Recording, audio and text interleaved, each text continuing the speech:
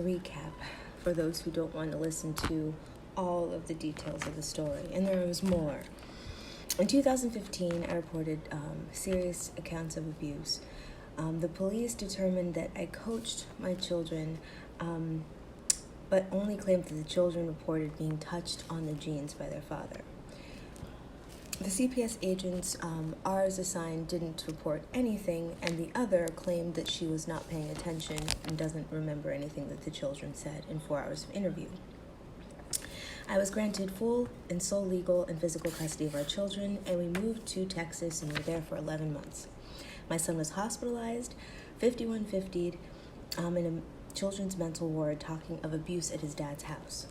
Within weeks of that hospitalization, we were back in Riverside and full custody was granted to their father. I didn't comply with this order, and I kept my kids safe in Washington State. I was living as a fugitive.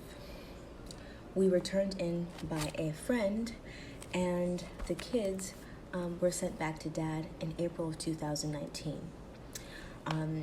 We were told that no one could help them or listen to their accounts of abuse because the cops had already determined that everything that was reported had been coached. And so if no new incident of abuse occurred, nothing that they said about what happened would apply to anyone.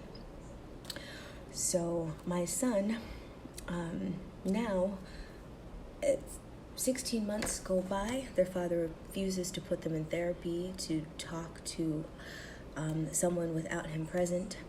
I have been denied the right to reunify with my children, and because he would not comply with that order of therapy, I haven't been able to establish my parental rights with them.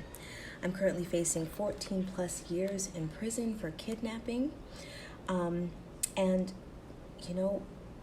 16 months went by and I couldn't even say hello to them.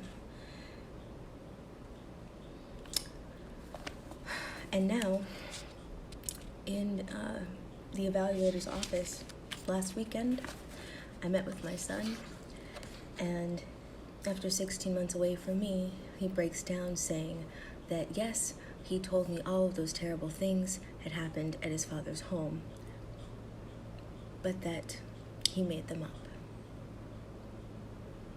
If that doesn't add insult to injury, I don't know what does.